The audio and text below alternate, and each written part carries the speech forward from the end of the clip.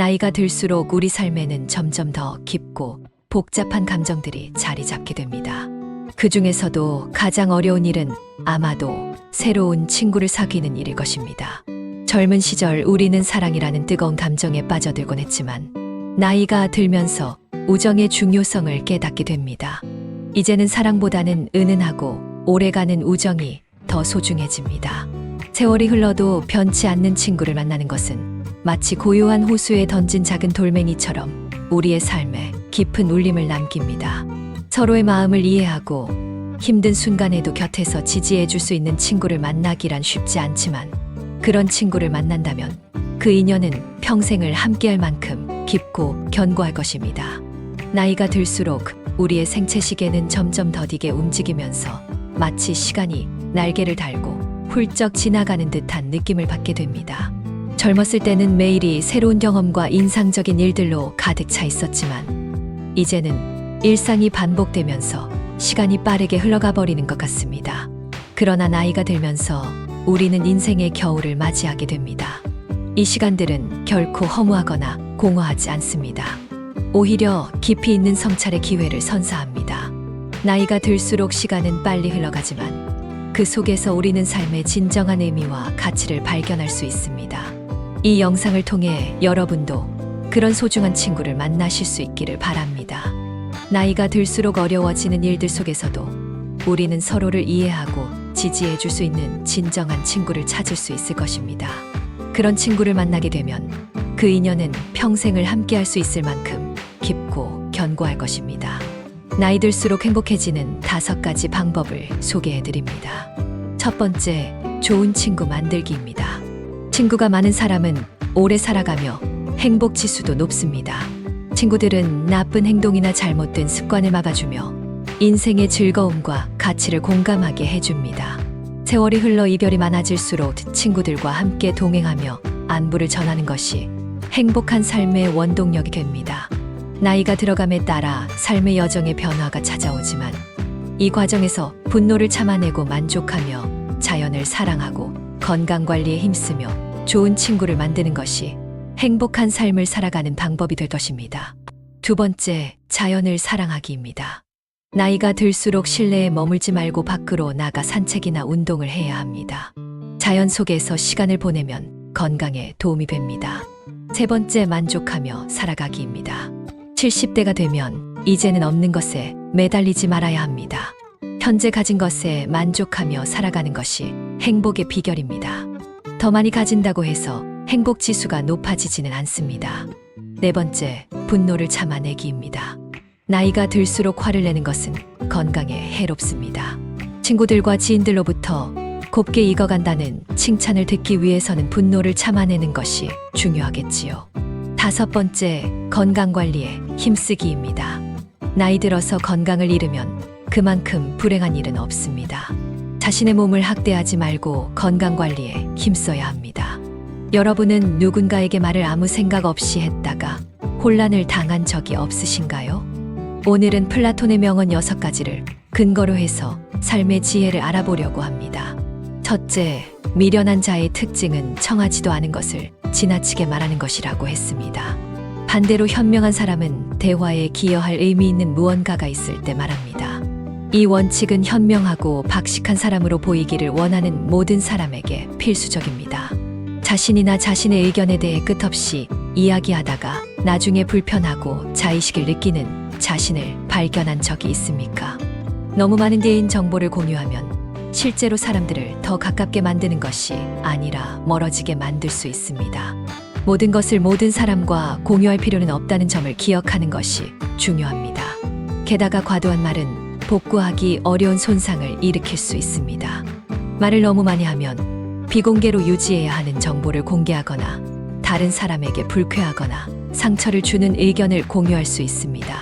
이것은 오해, 상처받은 감정, 심지어 우리 관계의 장기적인 손상으로 이어질 수 있습니다. 언제 우리 자신에게만 보관하고 언제 공유해야 하는지를 아는 것이 중요합니다.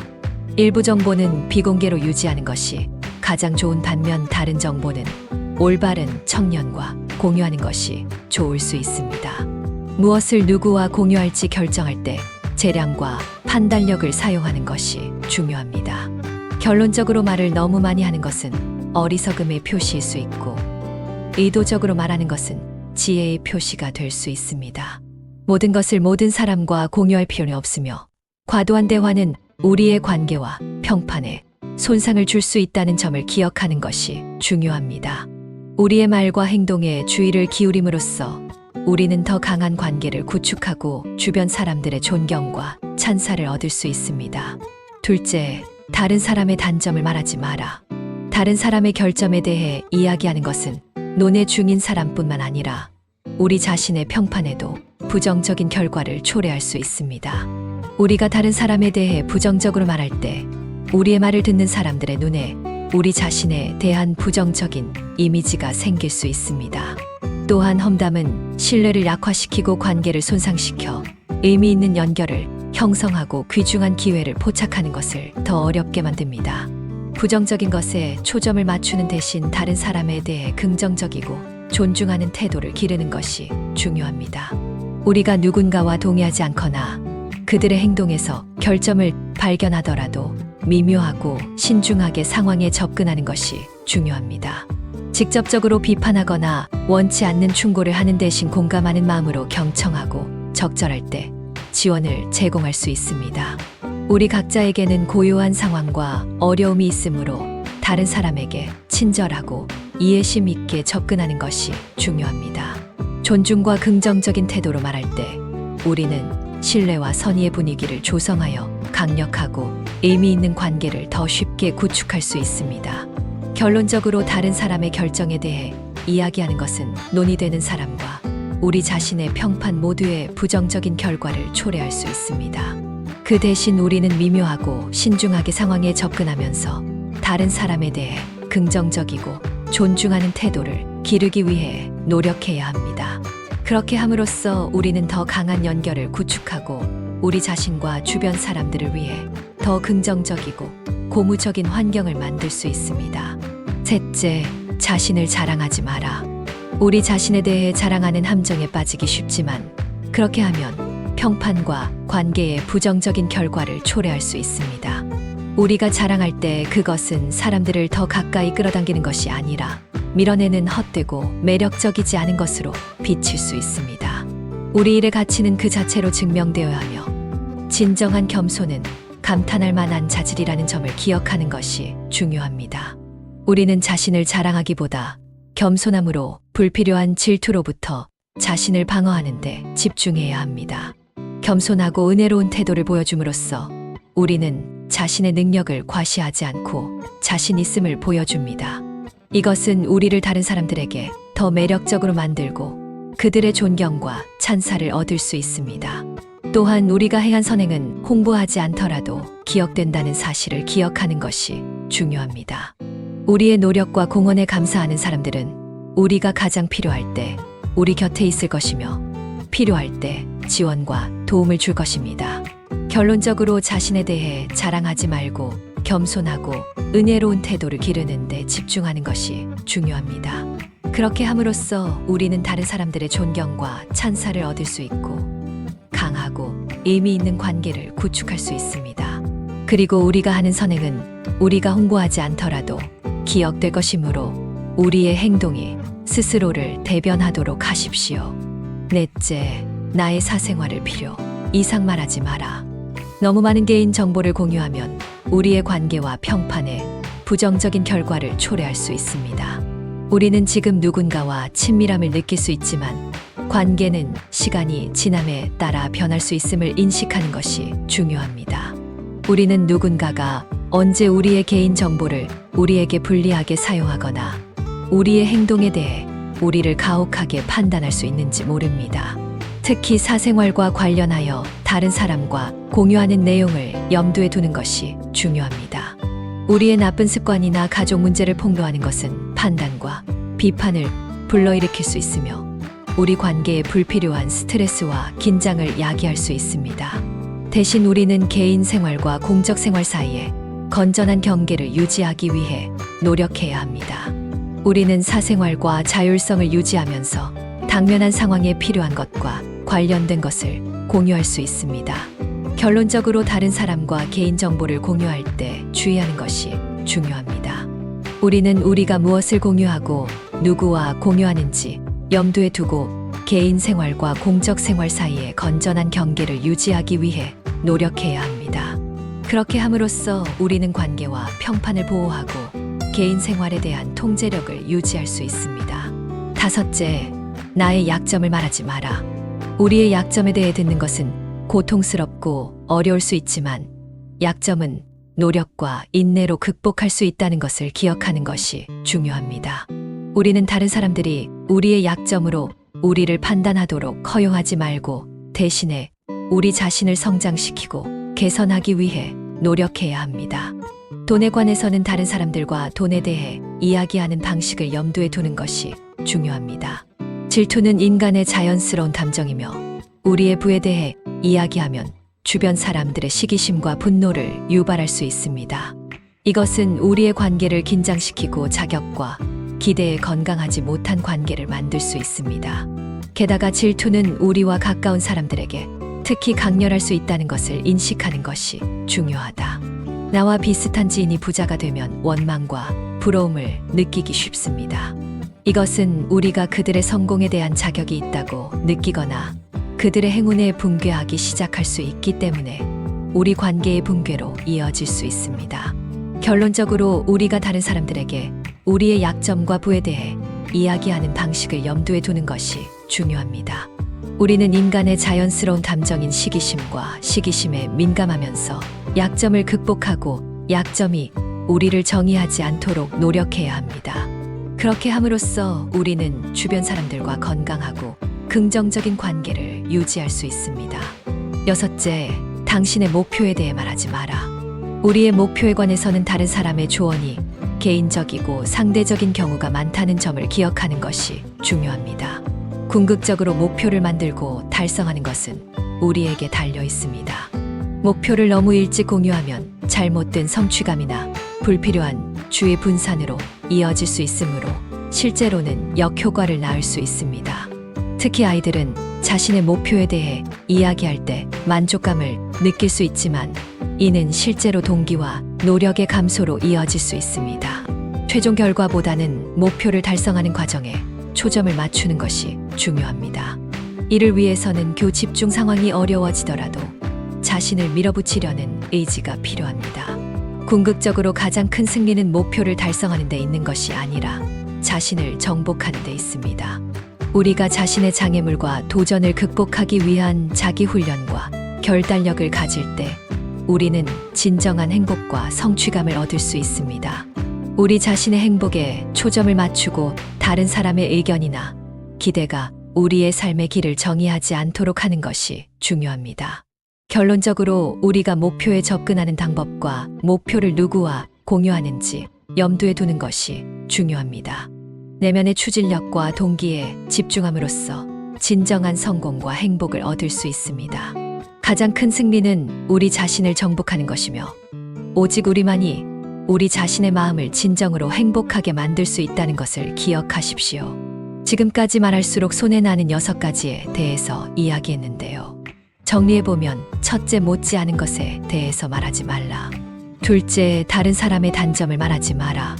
셋째, 자신을 자랑하지 마라. 넷째, 나의 사생활을 필요 이상 말하지 마라. 다섯째, 나의 약점을 말하지 마라. 여섯째, 당신의 목표에 대해 말하지 마라. 지금까지 말씀드린 6가지를 잊지 마시고 삶의 변화를 시작하는 날이 되시기를 바랍니다. 30, 40대 중년 부모와 60, 70대 노년 부모의 삶의 관점은 다릅니다. 이처럼 시간의 흐름에 따라 부모의 노화와 자녀의 성장이 관계에 영향을 미치게 됩니다. 따라서 부모와 자녀 모두가 이러한 변화에 지속적으로 주의를 기울이며 노력을 기울여야 합니다. 은퇴 후 취미생활로 즐겁고 의미 있는 노년을 보내기에 대해서 알려드립니다. 은퇴 후 우리에게 펼쳐진 자유로운 시간은 대단한 축복이자 기회입니다. 하지만 막상 그 시간을 어떻게 보내야 할지 막막하고 허무한 느낌이 드는 분들도 계실 것입니다. 전문가들에 따르면 은퇴 후 가장 많이 하는 활동은 TV 시청, 스마트폰 사용, 휴식 등 수동적인 여가 생활이 대부분이라고 합니다. 물론 나이가 들면서 체력이 떨어지기 때문에 할 수 있는 취미가 제한적일 수밖에 없습니다. 그렇지만 우리가 집에 앉아 시간만 보내며 기다리는 삶은 아닐 것입니다. 이제는 우리 스스로를 위해 시간을 투자하고 새로운 것을 배워나갈 때입니다. 취미생활은 우리에게 여유와 만족감을 주는 중요한 요소입니다. 취미를 통해 자신을 발전시키고 새로운 관심 분야를 탐색할 수 있습니다. 또한 취미는 건강 증진과 사회 참여에도 도움을 줄 수 있습니다. 그렇다면 어떤 취미생활을 선택해야 할까요? 우선 시간 배분을 효율적으로 하는 것이 중요합니다. 낮에는 체력 소모가 있는 취미를, 저녁에는 정신적 활동을 하는 식으로 균형을 잡는 것이 좋습니다. 또한 경제 상황과 건강 상태를 고려하여 적절한 취미를 선택하는 것도 중요합니다. 그리고 다양한 취미 생활을 경험해 보세요. 예술, 역사, 과학, 체육 등 관심 있는 분야의 책을 읽거나 온라인 강좌를 수강해 보는 것도 좋습니다. 또한 사진, 영상 제작, 목공, 바둑 등 새로운 분야를 탐험해 보는 것도 좋습니다. 이를 통해 자신의 역량을 넓힐 수 있고 더욱 풍요로운 노후 생활을 즐길 수 있습니다. 물론 제가 추천드린 취미가 모두 마음에 드시지 않을 수도 있습니다. 중요한 건 자신의 관심사와 상황에 맞는 취미를 찾아 즐기는 것입니다. 그 과정에서 자신을 발견하고 새로운 세계를 경험하게 될 것입니다. 이제 우리가 그동안 희생했던 시간을 스스로를 위해 투자할 때입니다. 은퇴 후 다양한 취미 생활을 즐기는 것은 삶의 활력과 행복을 위해 매우 중요합니다. 취미 활동을 선택할 때는 몇 가지 고려사항이 있습니다. 첫째, 시간 배분을 효율적으로 할 필요가 있습니다. 처음에는 한 가지 취미에 집중하다가 점차 여러 가지 취미를 병행할 수 있습니다. 예를 들어 낮에는 자전거 타기, 저녁에는 음악 감상하기와 같이 조화롭게 시간을 활용할 수 있습니다. 둘째, 경제적인 여건을 고려해야 합니다. 여행이나 골프 등 비용이 많이 드는 취미는 부담스러울 수 있으므로 내 상황에 맞는 취미를 선택하는 것이 좋습니다. 셋째, 건강 상태를 고려해야 합니다. 몸이 좋지 않다면 격렬한 운동보다는 독서나 원예 활동과 같이 몸에 부담이 적은 취미를 선택하는 것이 바람직합니다. 이러한 점을 고려하여 노년에 즐길 수 있는 취미 활동을 소개하겠습니다. 먼저 수영은 관절에 무리가 없고 사회성과 협동심을 기를 수 있는 최고의 운동입니다. 다음으로 탁구는 유산소 운동과 근력 강화에 효과적이며 안전성이 높습니다. 또한 채소 기르기는 집에서 손쉽게 즐길 수 있는 취미로 건강과 성취감을 얻을 수 있습니다. 이외에도 악기 연주, 독서, 요가와 명상, 바리스타와 요리 등 다양한 취미 활동을 추천드립니다. 이러한 활동들은 정신적, 육체적 건강에 도움을 줄 뿐만 아니라 새로운 인간관계를 형성하고 자아 실현의 기회를 제공합니다. 마지막으로 그림 그리기를 소개합니다. 어린 시절부터 누구나 했던 그림 그리기는 나이가 들어서도 다시 시작할 수 있는 좋은 취미입니다. 처음에는 사진을 참고하여 간단한 풍경이나 사물을 연필로 스케치하다가 점차 색채 표현까지 시도해 볼 수 있습니다. 이렇듯 다양한 취미 활동을 통해 은퇴 후 삶의 질을 높일 수 있습니다. 중요한 것은 자신의 상황을 고려하여 즐길 수 있는 취미를 선택하고 꾸준히 실천하는 것입니다. 이를 통해 건강과 행복한 노년을 보내실 수 있을 것입니다. 그림을 그리는 과정은 마치 수학 문제를 푸는 것과 같습니다. 기초적인 연필 스케치와 같은 기본 기술부터 시작하여 색칠과 같은 보다 복잡한 응용 문제까지 단계적으로 접근해 나가는 것이 중요합니다. 그러나 많은 이들이 처음부터 어려운 응용 문제를 해결하려 하다가 좌절감에 빠져 그림 그리기를 포기하곤 합니다. 문화센터나 학원에서도 단순한 도형이나 석고상 그리기만을 반복하거나 수채화와 같이 진입 장벽이 높은 매체를 사용하게 하면서도 제대로 된 지도를 해주지 않는다면 과감히 다른 곳을 찾아보는 것이 좋습니다. 특히 수채화는 물 조절이 어려워 초보자들에게 어려움이 크므로 아크릴 물감으로 시작하는 것이 더 적합할 수 있습니다. 그림 그리기는 단순한 취미 활동 이상의 의미를 지니고 있습니다. 시각적 공간 능력과 언어, 운동 기술 등 다양한 능력을 향상시킬 수 있기 때문입니다. 그 밖에도 노후에 많이 시도되는 취미 활동들은 젊은 시절부터 꾸준히 준비해 온 것들이 많습니다. 우리가 어릴 적 꿈꿨던 그 무엇인가를 찾아 새로운 취미 생활을 시작하는 것은 의미 있는 일입니다. 이제는 단순히 돈 벌고 자식을 키우는 삶에서 벗어나 하늘을 향해 뻗어나가는 나무처럼 우리의 별을 향해 걸어가는 것은 어떨까요? 우리 모두가 잃어버렸던 그 순수한 자신을 찾아 새로운 여정을 떠나보는 것은 어떨까요? 그리고 지금까지 살아온 삶에서 잊고 있었던 순수한 자신을 되찾는 여정이 될 수 있습니다.